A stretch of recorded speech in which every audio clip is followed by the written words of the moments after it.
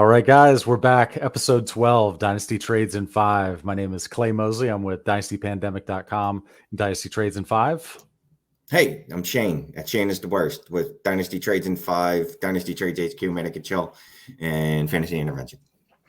And that's Shane Manila, and I'm Scott Connor with Dynasty and Chill, Mannequin Chill, DLF, Chasing the Helmet, Dynasty Trades in 5. Appreciate you, Clay, sharing your last name so we all can do it. Did I really just share my last name? I'm gonna have you did. You can't edit that out. Nope, sorry. All right, so we're gonna talk Javonte Williams today. We had we ran a Twitter poll. It was Javonte, Daryl Henderson, and Jerry Judy, and Javonte barely snuck it out. So the way we're gonna start though is with a couple trades. So I'm just gonna ring them off. One, this is a 12-team start 10. We got Javonte Williams in the 2022 second, or Dalvin Cook. Shane, what you got? I'm going to go with Dalvin Cook. I don't care about the 2022 second. I know I should. It does add value. You know, if I go into a calculator, it's going to tell me that it means something. But me and Scott have kind of been talking about this. I like production now from running backs is kind of where I'm leaning. And I know I'm going to get running back 1 week every week that Dalvin Cook can actually play this year. Whereas Javonte is sharing that backfield with Melvin, and it doesn't look like that's going to change this year. And next year is a myth. I don't know if next year exists when it comes to running backs. So I'll just I'll take Dalvin. Yeah, I'm with Shane. I think I'm with Shane. The 2022 second is going to be a bad class, even in Superflex. Even if there's 5 or 6 quarterbacks that go in the top 20 picks, it's not going to be a good class. You're going to get stuck with that 2022 second. If it's 205 or later, you're going to be sitting there going, man, I wish I would have packaged this in a trade sometime during the season and buy some points. So I think I'd be on the Dalvin side. Now, just understand this, and this is what Shane and I talked about on the last Mannequin Chill that's going to drop, I think, sometime soon this weekend. As soon as week 17 ends and your fantasy playoffs are over, Javonte Williams is equal to Dalvin Cook. Just because we have to wait another whole season for them to score. So the guy that's in year 6 and he's 27 years old or 26 years old, he's super volatile, whereas Javonte's insulated. You know he can only really go up from here. Even if he doesn't ever hit Dalvin Cook's level, he's going to get to like Josh Jacobs' level or David Montgomery's level. Like he's going to get to that range where he's a plug-and-play RB2 just based on numbers, based on capital. Someone's going to have to come in and take it away from him.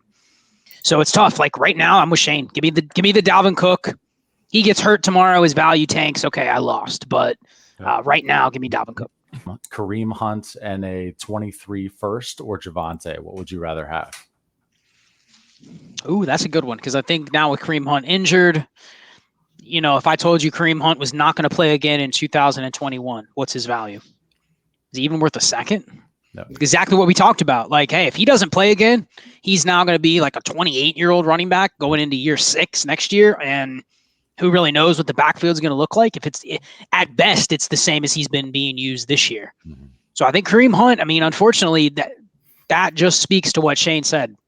If you just told me he's out for the season or he's out for 6 to 8 weeks and he's not going to be 100%, even if he comes back in week like 13 after their bye, or I think their bye's in week 13. If he comes back week 14, can you start him in his first game back? You don't. I mean, I think that's the thing. Like he's literally only worth what you can use in the next 8 weeks. So that's tough. I mean, I think if you can pay a straight up 2023 first, as much as I like those, I don't think that's unfair for Javonte. I think you can go both sides. So really, it's just a bet. Does Kareem Hunt come back? How about this? CEH and a 2022 first, or Javonte and a 2022 second. Let's say it's a late 21 first or 22 first. So CEH and a late 22 first, or Javonte and a mid 2022 second.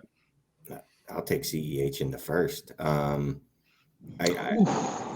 look, Javonte, he's looked fine, but is his upside that much better than CEH? Who, I mean, look, I know we hate him because everyone spent the 101 on him in rookie drafts, and he's not going to be a running back 1.